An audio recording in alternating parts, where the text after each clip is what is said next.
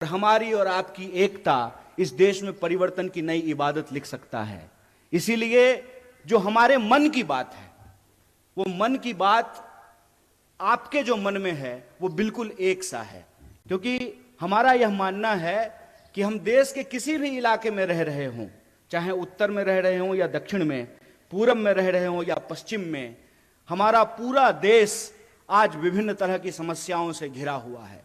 अगर इन समस्याओं से हम निजात पाना चाहते हैं तो हमारे और आपके बीच में संवाद होना बहुत जरूरी है। और उसी संवाद के सिलसिले में मैं दो चार बातें आपसे करना चाहता हूं। मैं मार्गदर्शन करने के लिए आपका नहीं आया हूं, आपसे मार्गदर्शन प्राप्त करने के लिए आया हूं। आप सब लोग रोज न्यूज देखते होंगे, आपके व्हाट्सएप पे रोज कोई ना कोई मैसेज आता होगा। यहां नौजवान सब बैठा हुआ है, क्या व्हाट्सएप पे कभी मैसेज आया है कि नेहरू जी मुसलमान हैं? आया है कि नहीं आया है? आया है ना। यहां जितने लोग बैठे हुए हैं, कोई ऐसा व्यक्ति नहीं है जिसको कांग्रेस पार्टी के बारे में, नेहरू जी के बारे में, गांधी जी के बारे में, हमारे नेता राहुल गांधी के बारे में मिस इन्फॉर्मेशन नहीं आया हो। कोई ऐसा व्यक्ति नहीं है। तो मैं यहां इतिहास की एक घटना आपके सामने रखना चाहता हूं। जब लोदियों का शासन था दिल्ली में, तो बाबर तोप लेकर के आया था।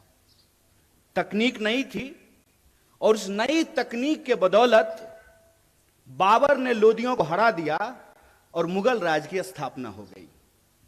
मुगल का राज चलने लगा और बाद में जितने भी मुगल शासक हुए वो यहीं पर रहे, यहीं पे उन्होंने शादियां की और उनके बाल बच्चे जो हैं वो राज करने लगे। फिर अंग्रेज बंदूक लेकर के आए, मुगलों के राज को समाप्त किया और अंग्रेजों की राज जो है वो स्थापित हो गई। 200 साल तक अंग्रेजों का राज रहा हमारे ऊपर। और जब मैं पुनर्जागरण की धरती कहता हूं तो पुनर्जागरण की धरती कहने का क्या मतलब है? पुनर्जागरण की शुरुआत ईस्ट में बंगाल से हुआ और वेस्ट में महाराष्ट्र से हुआ था। इसीलिए जब आप स्वतंत्रता आंदोलन के इतिहास को देखेंगे तो सबसे ज्यादा बंगाल और महाराष्ट्र के लोग इस देश की आजादी के लिए कुर्बान होने वाले लोग आपको मिलेंगे। तो फिर अंग्रेजों को उस राज को कौन सी तकनीक से समाप्त किया गया? गांधी जी के हाथ में बंदूक तो नहीं था। और आप यह जान लीजिए, शहीद आजम भगत सिंह ने भी यह कहा कि क्रांति जो होती है, इनकलाब जो होता है, वो बम और पिस्तौल से नहीं आता है। कई बार हमारे जो नौजवान साथी हैं उनके व्हाट्सएप पे यह भी मैसेज आता है कि जब शहीद आजम भगत सिंह को फांसी हो,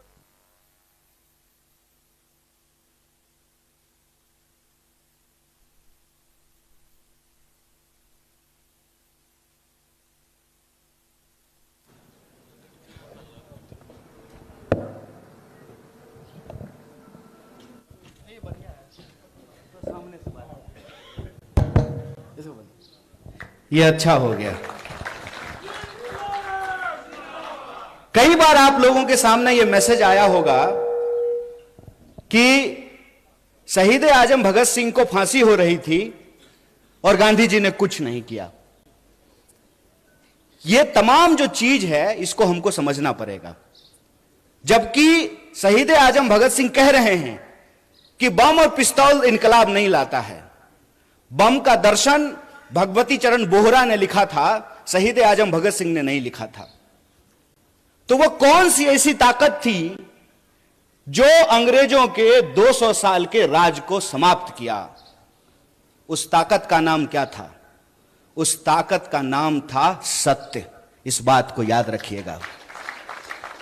और सत्य की ताकत से भारतीय राष्ट्रीय कांग्रेस इस देश के आम लोगों को इकट्ठा करके, चंपारण जब गांधी गए थे तो किसानों का आंदोलन लड़ने के लिए गए थे। महिलाओं को जब इकट्ठा किया पिकेटिंग आंदोलन के लिए, शराबबंदी के लिए, तो महिलाएं आंदोलन कर रही थी, आदिवासी आंदोलन कर रहे थे, दलित आंदोलन कर रहे थे, शेतकरी आंदोलन कर रहे थे, कामगारों का आंदोलन हो रहा था। और तमाम आंदोलनों को इकट्ठा करके महात्मा गांधी ने जो अंग्रेजों के हाथ में बंदूक थी, बड़े बड़े जंगी जहाज थे, सत्य की ताकत से उसको परास्त कर दिया और 15 अगस्त 1947 को इस देश को आजादी मिल गई। आज यह बात मैं आपके सामने क्यों कह रहा हूं? आज फिर एक तकनीक की ताकत लेकर के कोई आया है जिसका नाम दिया गया है सोशल मीडिया। बताइए, नाम है सोशल मीडिया और काम इसका सबसे ज्यादा अनसोशल है। सबसे ज्यादा अनसोशल है। अनसोशल कैसे है? घर में अगर कोई बर्थडे पार्टी हो रही हो तो देखिएगा कि 4 लोग मोबाइल लेकर के ना ऐसे कोना में मुंह घुमाए रहता है। यह हमको सोशल नहीं बना रहा है, यह हमको अनसोशल बना रहा है। इतिहास नहीं बना रहा है, इतिहास को मिटाने की कोशिश की जा रही है। रोज सुबह सुबह उठिएगा तो यह मैसेज आएगा कि फटाफट 10 लोगों को यह मैसेज भेज दीजिए, मनोकामना पूर्ण हो जाएगी। पलट करके पूछ लीजिए ना, हम कौन सा इंसान हैं, 9वां की 10वां? अगर हम 10वां हैं तो पहले तुम बता दो कि तुम्हारी कौन सी मनोकामना पूर्ण हो गई है। पूछना चाहिए ना। मैं ये कहानी अक्सर लोगों से पूछता हूं, आजाद होने का क्या मतलब होता है? आजाद भारत में हम आजाद नागरिक हैं। आजाद होने का क्या मतलब होता है? आजाद का मतलब होता है अपने ख्यालों से आजाद होना। आजाद का मतलब होता है सत्य को परख करके झूठ और सच का फर्क करना। आजाद का मतलब होता है कि महिलाएं जो बैठी हुई हैं साड़ी पहन करके, उनका भी वोट एक है, और यहां जो कुर्सी सजाए हुए हैं आमदार, इसमें से हो जाएंगे कोई खासदार, उनका भी वोट एक है। बोलिए, है कि नहीं है? आजाद होने का मतलब यह होता है कि हम भी अपराध करेंगे तो हमारे ऊपर भी वही कानून लागू होगा, और इस देश का कोई मंत्री भी अपराध करेगा तो उसके ऊपर भी वही कानून लागू होना चाहिए। आजाद होने का मतलब होता है कि अगर सत्य है हमारे पास तो हम सत्य की ताकत पर सत्ता से सवाल कर सकते हैं। आजाद होने का मतलब होता है खुली हवा में सांस लेना, अपने देश के लिए, समाज के लिए अपने कर्तव्य को पूरा करना, और राज्य और सरकार का यह कर्तव्य है कि वह नागरिक की जरूरतों को पूरा करे। यह होता है आजाद होने का मतलब। हमको पता भी नहीं चल रहा है कैसे धीरे धीरे स्नेह स्नेह हमारी आजादी हमसे छीनने की कोशिश की जा रही है, और हमारी जो सोचने की क्षमता है। ऐसे ही आप पुनर्जागरण की धरती के लोग नहीं हैं। आप इसलिए पुनर्जागरण की धरती के लोग हैं क्योंकि आपकी मिट्टी से संत तुकाराम पैदा हुए। इसीलिए आप पुनर्जागरण की धरती हैं कि आपकी मिट्टी से सावित्रीबाई फुले और ज्योतिबा फुले पैदा हुए। इसीलिए आप पुनर्जागरण की भूमि है कि आपकी मिट्टी पे डॉक्टर बाबा साहब भीमराव अंबेडकर ने उसको अपनी कर्म भूमि बनाने का काम किया। आप इसलिए पुनर्जागरण की भूमि है कि स्वतंत्रता आंदोलन की कोई भी धारा हो, चाहे क्रांतिकारी धारा हो या उदारवादी धारा हो, तमाम तरह के सपूतों को आपकी मिट्टी ने पैदा किया है। आप इसलिए पुनर्जागरण की धरती हैं क्योंकि आपके यहां क्रांतिकारी कवि अन्ना भाऊ साठे पैदा हुए हैं। यह जो इतिहास है आपका, छत्रपति शिवाजी महाराज से लेकर के साहू जी महाराज तक, यह इतिहास आपका स्वर्णिम इतिहास है। लेकिन आज आप देखिए कि इस मिट्टी के जो लोग हैं उनको कैसे मूर्ख बनाया जा रहा है। एक सवाल हम यहां खड़ा होकर के पूछें, हमारे एनसीपी के जिला अध्यक्ष हैं यहां पे, हम आपको यह नहीं बोलेंगे कि आप पवार वाले एनसीपी हैं। हम आपको यही कहेंगे कि आप सच्चा एनसीपी हैं, वो खरीदा हुआ एनसीपी है। आप सच्चा एनसीपी हैं, और वो भाजपा का जो इलेक्शन डिपार्टमेंट है ना, इलेक्शन डिपार्टमेंट ईडी, पूरी सरकार ही चल रही है ईडी और सीडी पे। या तो ईडी भेजते हैं या सीडी भेजते हैं। तो जिसका ईडी और सीडी नहीं है वो सच्चा है, जिसका ईडी और सीडी है वो झूठा है, वो झूठ के साथ जाकर के खड़ा है। और मैं ये सवाल आपसे पूछता हूं, इसका जवाब आपको अपने आप मिल जाएगा क्योंकि मैं महसूस करता हूं और मैं ऋणी हूं। मैं ऋणी हूं महात्मा गांधी का, मैं ऋणी हूं पंडित जवाहरलाल नेहरू का, मैं ऋणी हूं डॉक्टर बाबा साहब भीमराव अंबेडकर का, मैं ऋणी हूं सरदार वल्लभ भाई पटेल का, सुभाष चंद्र बोस का, सरोजिनी नायडू का।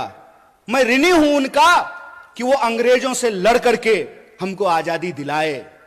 मैं ऋणी हूं लाल बहादुर शास्त्री का, मैं ऋणी हूं इंदिरा गांधी का, राजीव गांधी का, कि जो आजादी हमारे पुरखों ने हमको दिलाई, जो आजादी हमको हमारे संविधान ने दिया, उस आजादी को ये लोग बचा करके रखे। इसीलिए तो एक साधारण नौजवान जिसकी मां आंगनवाड़ी में काम करती है, वो आप तमाम लोगों के सामने माइक लेकर के इन तमाम नेताओं के सामने खड़ा होकर के भाषण दे रहा है।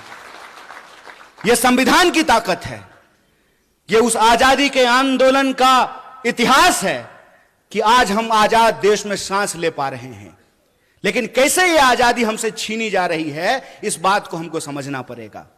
कैसे नए तकनीक का, इंटरनेट का और सोशल मीडिया का सहारा लेकर के झूठ परोसा जा रहा है और सत्य को झुठलाने की कोशिश की जा रही है, इस बात को हमको समझना पड़ेगा। यह इतिहास नहीं बना सकते हैं। आपको मालूम है, देश के जो पंत प्रधान हैं, जिनको हिंदी में हम लोग प्रधानमंत्री कहते हैं, वो इतिहास में फेल हो गए थे। मैं मजाक नहीं कर रहा हूं, मैं झूठ नहीं बोलता हूं, क्योंकि मैं भाजपा में नहीं हूं, मैं सच बोल रहा हूं। वो इतिहास में फेल हो गए थे। और डॉक्टर बाबा साहब भीमराव अंबेडकर ने एक बड़ी मजेदार बात कही है। उन्होंने कहा है कि जो पीढ़ी अपना इतिहास भुला देती है, इतिहास भी उसको भुला देता है। इसीलिए ये इतिहास जब बना नहीं सकते हैं, तो इतिहास को मिटाने की कोशिश कर रहे हैं। जो अपना मकान बना नहीं सकते, दूसरे की मकान पे अपना नाम लिख करके कहते हैं कि हमने इतिहास बनाया है। अरे साहब, आपने तो इंसान को इंसान नहीं बनाया है, आप इतिहास क्या बनाएंगे? झूठ के सहारे ये एक इमारत खड़ी करने की कोशिश कर रहे हैं। झूठ का सहारा लेकर के ये इतिहास को पलटने की कोशिश कर रहे हैं। क्यों? क्योंकि इनका इतिहास खराब है, क्योंकि इनका इतिहास इस देश के साथ गद्दारी करने का इतिहास है। इनका इतिहास इस देश के लोग जब अंग्रेजों के खिलाफ लड़ रहे थे, तो उनके साथ चाय पर बैठ करके चर्चा करने का इतिहास है। इनका इतिहास अंग्रेजों की जासूसी करने का इतिहास है। मैं जितने संतों का नाम ले रहा हूं, जितने वीरों का नाम ले रहा हूं, जितनी वीरांगनाओं का नाम ले रहा हूं, बताइए एक का भी संबंध भारतीय जनता पार्टी से है क्या? लेकिन हमको गर्व है कि हम जितने भी लोगों का नाम ले रहे हैं, प्रत्यक्ष या परोक्ष रूप से उनका संबंध भारतीय राष्ट्रीय कांग्रेस से है। इसीलिए आप तमाम लोग जो यहां मौजूद हैं, सबसे पहले आपको गौरवान्वित महसूस होना चाहिए कि आप उस पार्टी का हिस्सा हुए हैं जिस पार्टी ने इस देश को आजादी दिलाई है। उस पार्टी के आप सदस्य हैं जिसने इस देश में बराबरी के सिद्धांत को लागू किया है। बोलिए, इस देश में महिलाओं ने कोई आंदोलन किया था क्या? समान वोट के अधिकार का कोई आंदोलन नहीं किया था ना? समान वोट का अधिकार मिला कि नहीं मिला? लोग जो हेलीकॉप्टर से उड़ते हैं उनका भी वोट एक, और जो साइकिल पे चलता भी उसका भी वोट एक है कि नहीं है? अगर वोट का अधिकार नहीं होता तो आपको लगता है कि 5 साल में चुनाव के बाद हेलीकॉप्टर लेकर के कोल्हापुर सिटी की गलियों में नेताजी हाथ जोड़ करके आपके सामने खड़े होते? बिल्कुल नहीं खड़े होते। तो जो अधिकार हमको मिला है, वो अधिकार हमसे छीना क्यों जा रहा है? छीना इसलिए जा रहा है कि पहचान के नाम पर, जात और धर्म के नाम पर, ये आज की तारीख में हमको जो अधिकार दिए गए हैं उसको एक एक करके छीन रहे हैं। कैसे छीन रहे हैं? मैं कुछ उदाहरणों से इसको आपके सामने रख देता हूं। आपने देखा होगा कि लोग झांकी निकालते हैं, मोटरसाइकिल लेके जाते हैं, तलवार लहराते हैं और एक दूसरे के खिलाफ गंदी और गाली भरी भाषाओं का इस्तेमाल करते हैं। मैं आप सबसे एक सवाल पूछना चाहता हूं, खास करके अपने नौजवान दोस्तों से। उसमें एक भी मंत्री का बच्चा रहता है? एक भी प्रधानमंत्री का बच्चा नहीं ना। पता है वो कहां रहता है? वो ऑक्सफोर्ड में रहता है, वो कैम्ब्रिज में रहता है, वो लंदन में रहता है, वो न्यूयॉर्क में रहता है।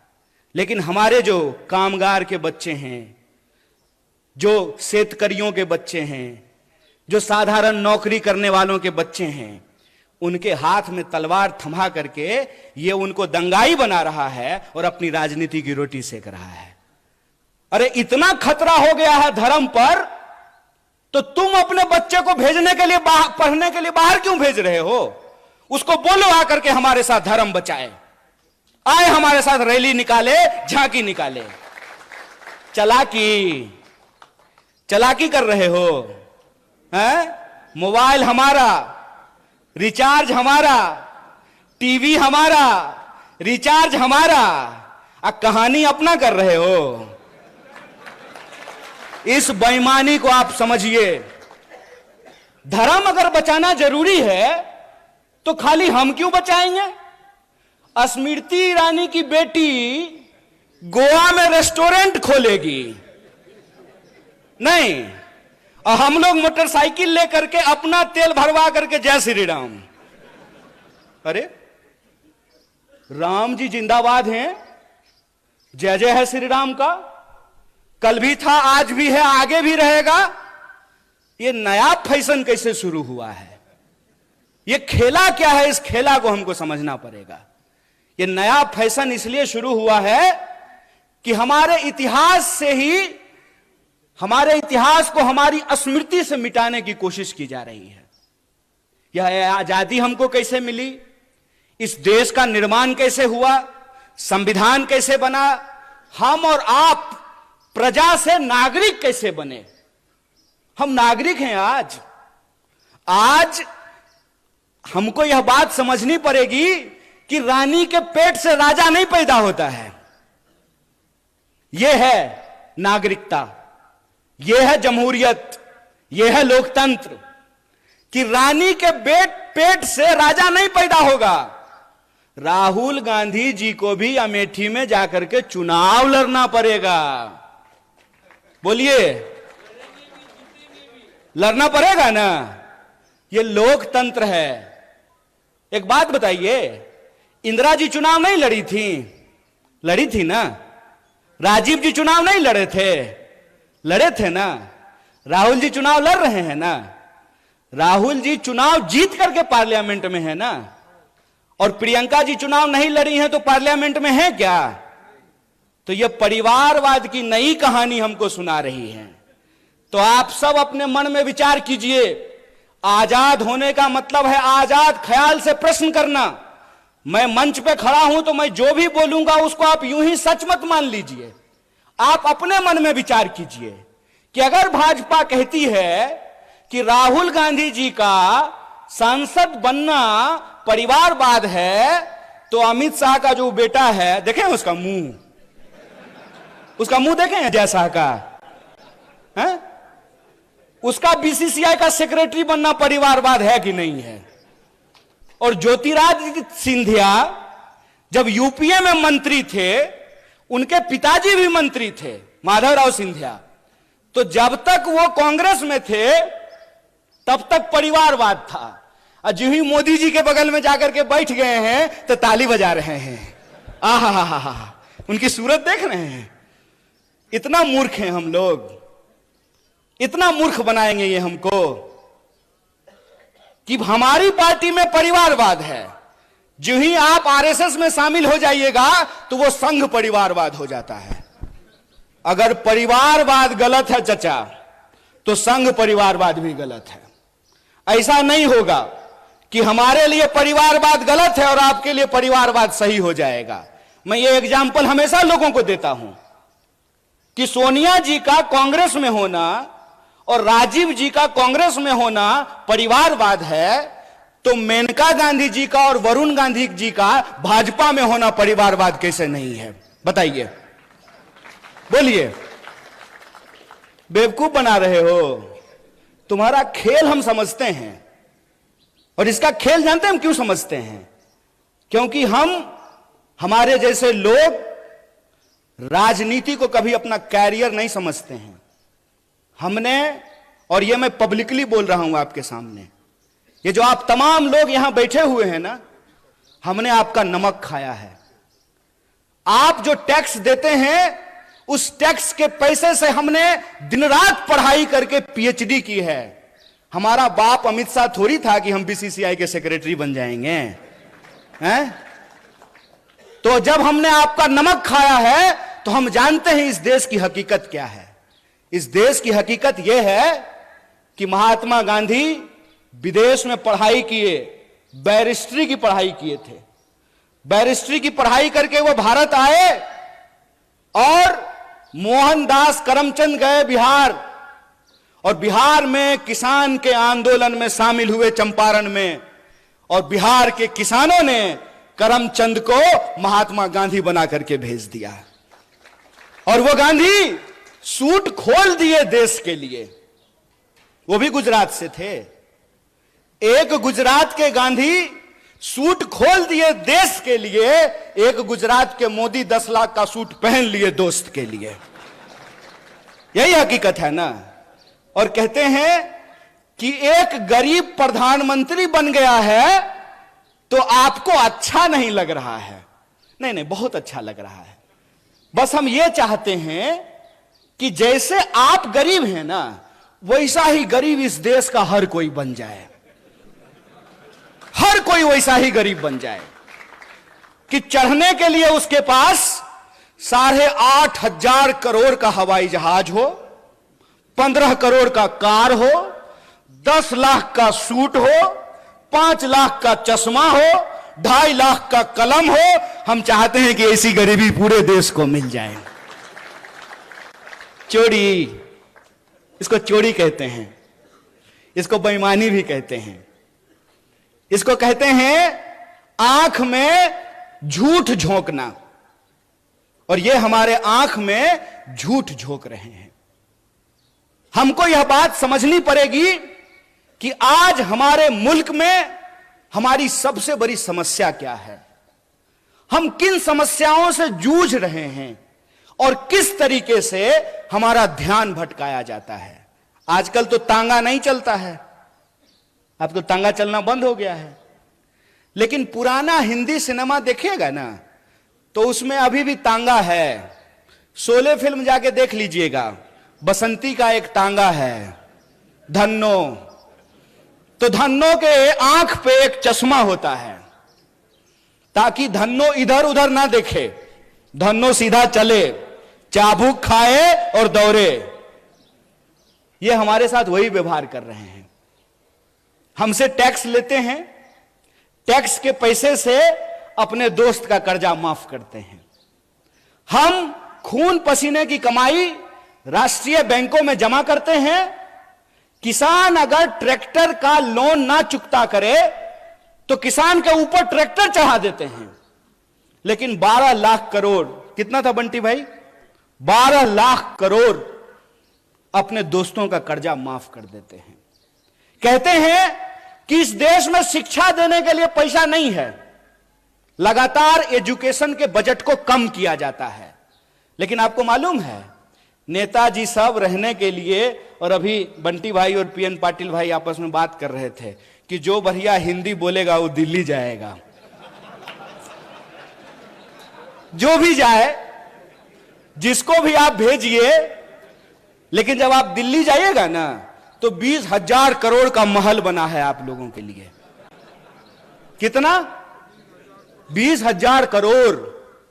हाय रे चोरी, अस्पताल बनाने के लिए पैसा नहीं है। रोड अगर बनाता है तो रोड बनने से पहले ही गडकरी जी टैक्स लेना शुरू कर देते हैं। टोल टैक्स लेते हैं कि नहीं लेते हैं? रोड हमने, अच्छा इसको एक खेल समझ लीजिए। कार जब आप खरीदिएगा, हमारे पत्रकार लोग यहां बैठे हुए हैं, आपको तो कम से कम कार होगा ही, हैं? देश की इकोनॉमी 3 ट्रिलियन है, महाराष्ट्र की इकोनॉमी 1 ट्रिलियन है, तो कम से कम महाराष्ट्र के पत्रकारों तो कार जरूर होगा।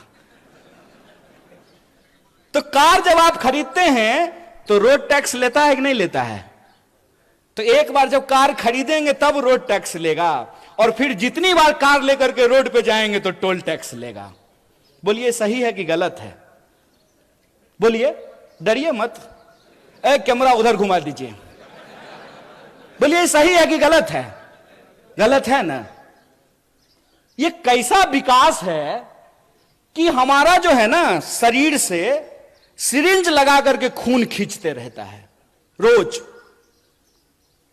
हर तरह का टैक्स हमारे ऊपर लागू है।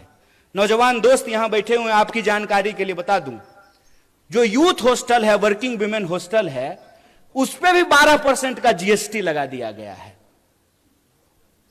एक शिक्षा पे टैक्स, सड़क पे टैक्स, अस्पताल पे टैक्स, दवाइयों पे टैक्स, हमसे हर चीज पे टैक्स ले रहे हैं। और बदले में क्या कहते हैं? आत्मनिर्भर बनिए। वाह, कितना सुंदर शब्द है, आत्मनिर्भर बनिए। तो एक बात हमको बता दीजिए, सोच के बता दीजिए। जरूरी नहीं है कि हमारी बात मान लीजिए, लेकिन सोचिए जरूर।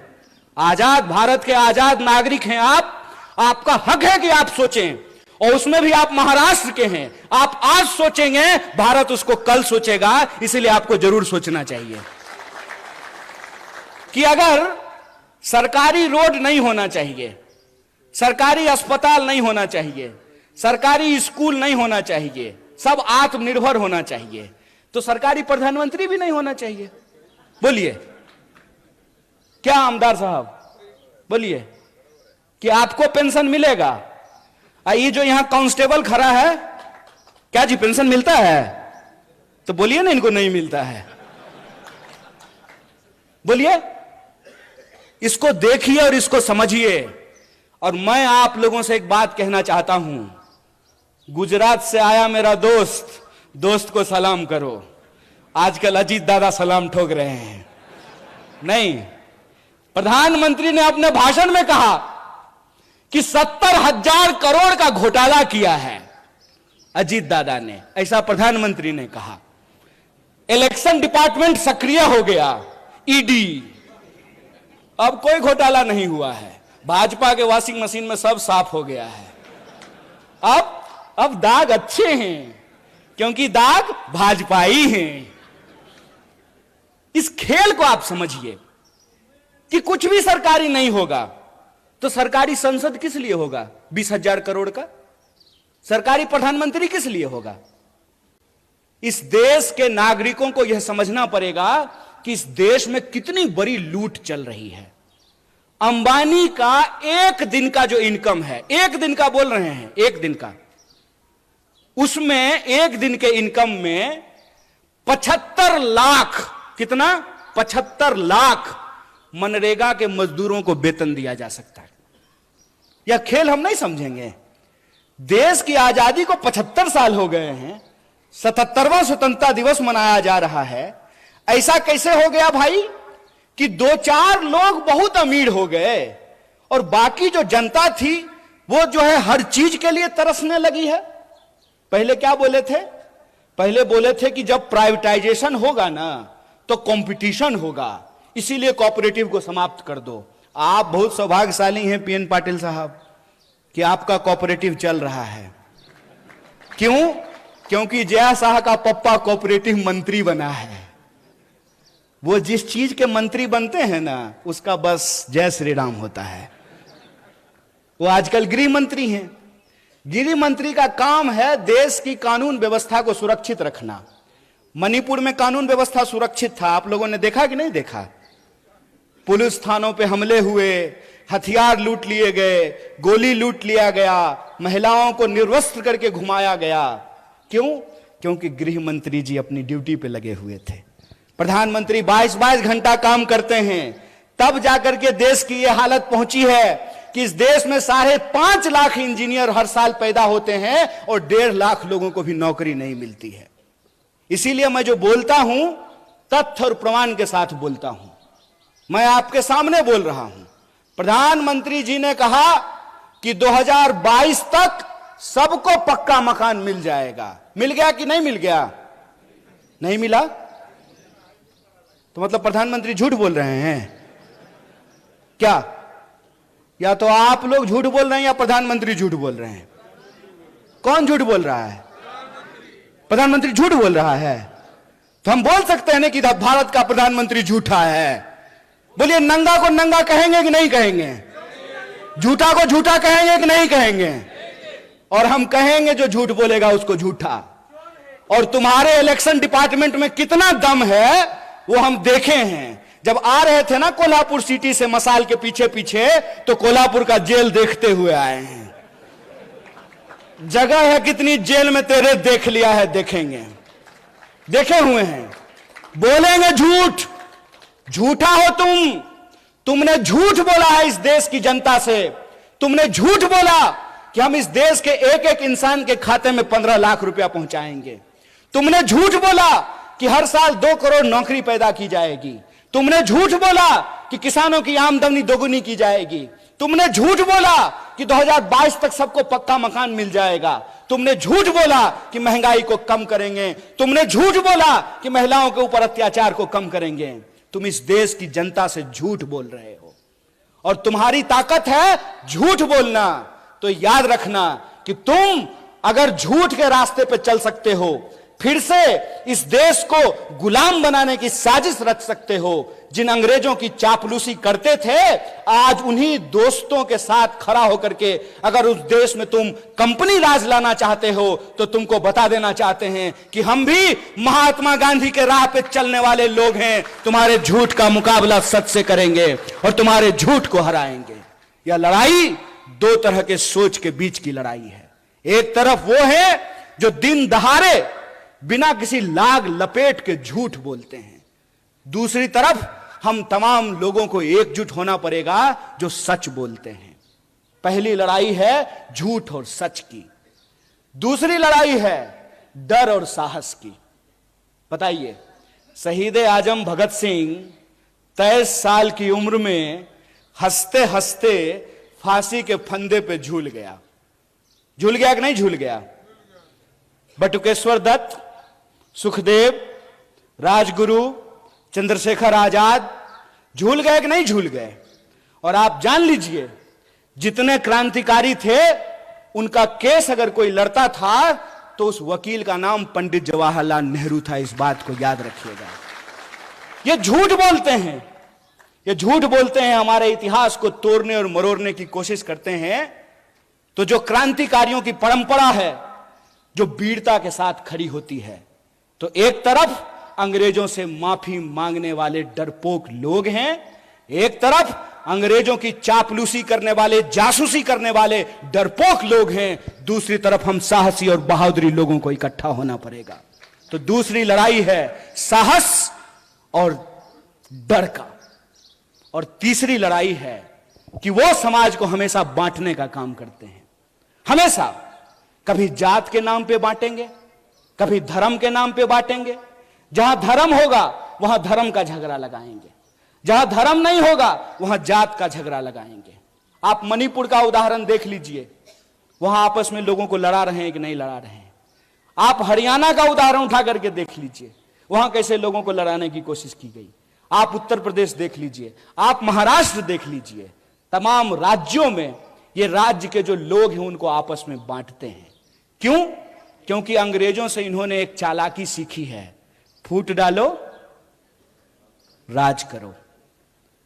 हमको यह बात समझनी पड़ेगी कि आज महाराष्ट्र के लोगों के आत्मसम्मान का सवाल है कि कोई बाहर से आकर के संत तुकाराम की धरती पर रहने वाले लोग, समता भूमि पे साहू महाराज की भूमि में जन्म लिए लोगों को यह बात समझनी पड़ेगी कि कोई बाहर से आकर के महाराष्ट्र के परिवार को आपस में विभाजित कर रहा है, महाराष्ट्र के लोगों को लड़ा रहा है।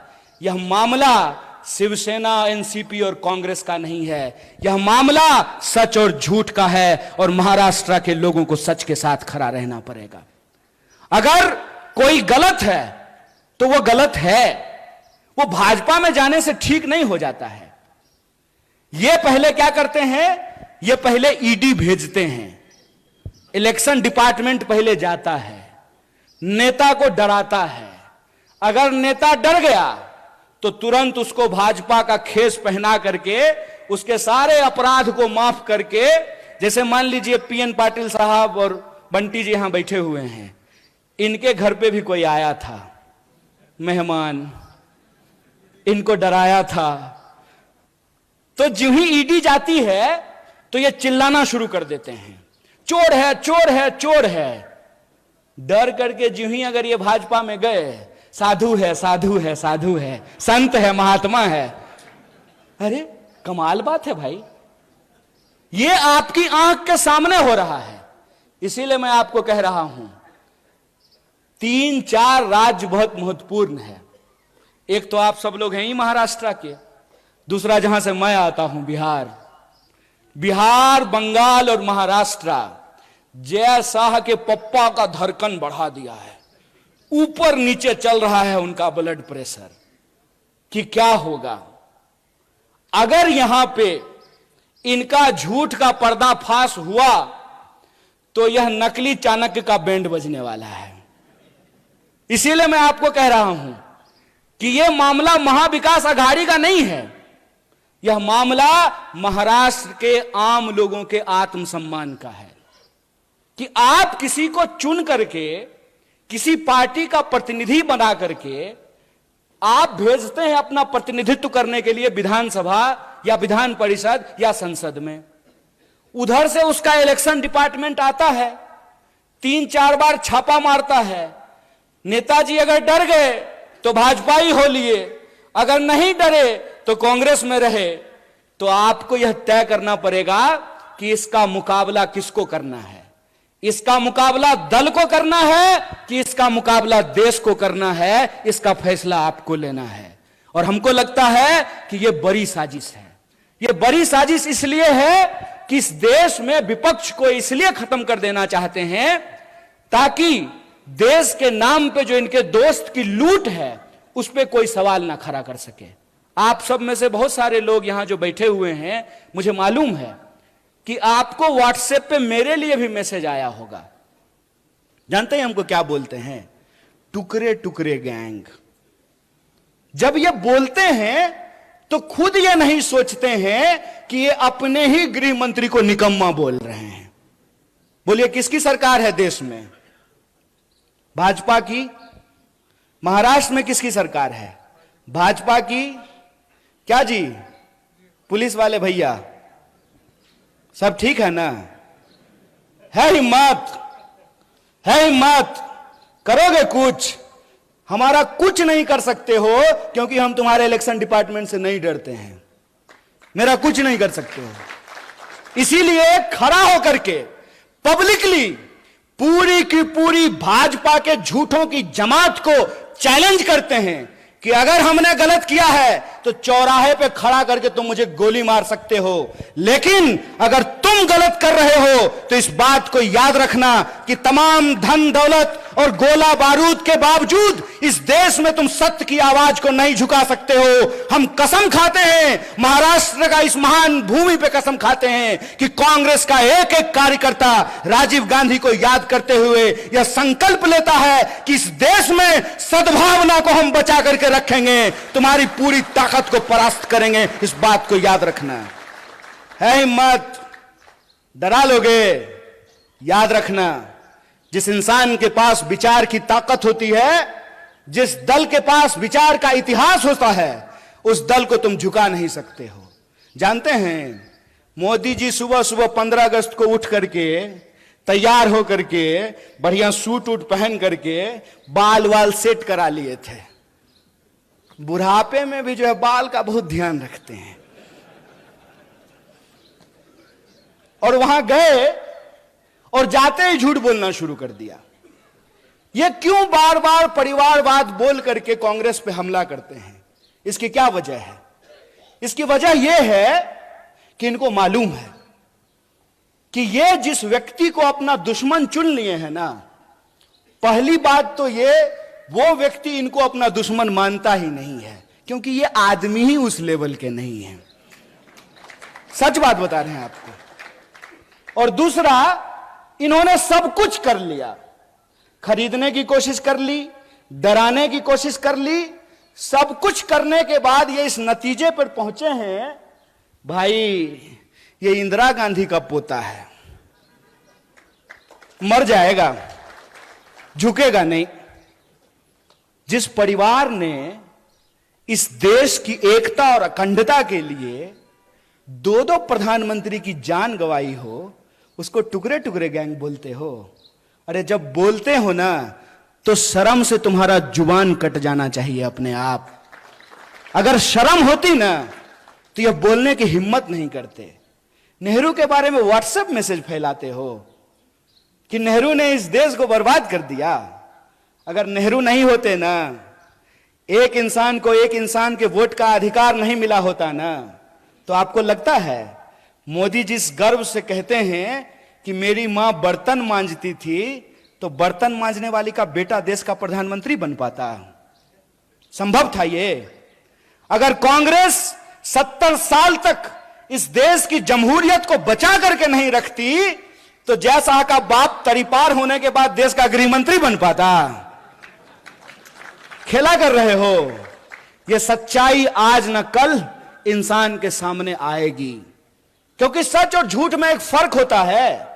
झूठ को चाहे आप कितनी बार भी बोल लीजिए, लेकिन वो सच को नहीं दबा सकता है। और सच की ताकत यह होती है कि आप उसको जितना दबाने की कोशिश कीजिएगा, अपने आप उठ करके वो सामने खड़ा हो जाता है। और आप देखिए कि जब राहुल जी कन्याकुमारी से भारत जोड़ो का संकल्प लेकर के चलना शुरू किए, तो भाजपा के नेताओं की धड़कन बढ़ने लगी और कहना शुरू करते हैं कि अरे भाई मान गए, ये आदमी तो पप्पू नहीं है। खुद ही बोलना शुरू कर दिए। क्यों? क्योंकि इन्होंने हजारों करोड़ खर्च किया उस इंसान को बदनाम करने के लिए। हजारों करोड़ खर्च किया उस इंसान को पप्पू साबित करने में, और उसने कुछ नहीं किया। उसका जो नाम है ना, राहुल और गांधी, राहुल को उन्होंने भुला दिया और गांधी को अपना करके चलना शुरू कर दिया है। और इस कदम वो बढ़ाते गए, कारवां बढ़ता गया, लोग जुड़ते गए। और आप तमाम जो कोल्हापुर के लोग हैं, आप जानते हैं कि 700 किलोमीटर यहां से चल करके हिंगोली में आप लोग भारत जोड़ो यात्रा का साक्षात जो है दर्शन किए हैं, उसमें शामिल हुए हैं। सच की एक ताकत होती है कि सच को आप नहीं छुपा सकते हैं। और सच यह है कि कांग्रेस पार्टी का मतलब, भारतीय राष्ट्रीय कांग्रेस का मतलब है सत्य। भारतीय राष्ट्रीय कांग्रेस का मतलब है साहस। भारतीय राष्ट्रीय कांग्रेस का मतलब है एकता। यह जो तीन चीज है, सत्य, साहस और एकता, यह हमारी पहचान है। झूठ, नफरत और विभाजन, यह उनकी पहचान है। इस बात को हमको समझना पड़ेगा। यह लड़ाई इस मुल्क में दो सोच की लड़ाई है। आपको तय करना है कि आप सच के साथ खड़े हैं कि झूठ के साथ खड़े हैं। बताइए, समता भूमि के तमाम नागरिकों से मैं यह सवाल पूछना चाहता हूं कि आप सत्य के साथ खड़े हैं? नहीं, सत्य की आवाज थोड़ी और बुलंद होती है। सत्य के साथ खड़े हैं ना? अगर आप सत्य के साथ खड़े हैं तो यह जो नकली चाणक्य है ना, नकली चाणक्य को पहचानते हैं कि नहीं? अरे वही फादर ऑफ जयशाह, वो अपने आप को जो है चाणक्य कहते हैं। वो चाणक्य जो है ना, सूटकेस लेकर के घूमते रह जाएंगे। मुझे पूरा भरोसा है कि महाराष्ट्र के लोग इनके झूठ को धूल चटाएंगे, इनको जरूर हराएंगे। इस बात का हमको भरोसा है। और इस बार ये देखना ही नहीं है, इस बार यह नहीं देखना है कि किसका फेटा कैसा है, किसका कुर्ता कैसा है, किसका जो है सिंबल कैसा है। सिर्फ एक बात देखना है कि जो झूठ बोल रहा है, जो आपको डरा रहा है और जो नफरत फैला रहा है, वो भाजपाई है। जो सच बोल रहा है, जो लोगों की एकता की बात कर रहा है, क्योंकि एकता की बात गांधी करते थे। गांधी क्या कहते थे? गांधी कहते थे, रघुपति राघव राजा राम, पतित पावन सीताराम, ईश्वर अल्लाह तेरो नाम, सबको सन्मति दे भगवान। और यह जो सबको सन्मति का जो भाव है, वो सबको सन्मति का भाव सिर्फ गांधी का भाव नहीं है। वही भाव साहू जी महाराज का भाव है, वही भाव संत तुकाराम का भाव है, वही भाव डॉक्टर बाबा साहब भीमराव अंबेडकर का भाव है, वही भाव फूले का भाव है, वही भाव इस देश में नानक का भाव है, कबीर का भाव है। इस देश के भीतर जो त्याग और तपस्या का भाव है, वह भाव है सबको साथ लेकर चलने का भाव। और सबको साथ लेकर चलने की जो भावना है, कोल्हापुर के एक एक नागरिकों को इसके बारे में मालूम है, क्योंकि साहू जी महाराज ने किसी एक जाति के लिए नहीं बल्कि सभी जातियों के लिए छात्रावास का निर्माण कराया था। तो यह जो सबको साथ लेकर चलने का भाव है, यह जो एकता का भाव है, इस भाव को हमको बचाना है। जो प्रेम का भाव है उसको हमको बचाना है। जो सत्य के प्रति हमारी निष्ठा है उसको हमको बचाना है। और यह हमको इसलिए बचाना है कि जो पुरखों ने मिट्टी हमारे हाथ में सौंपी है, जो पुरखों ने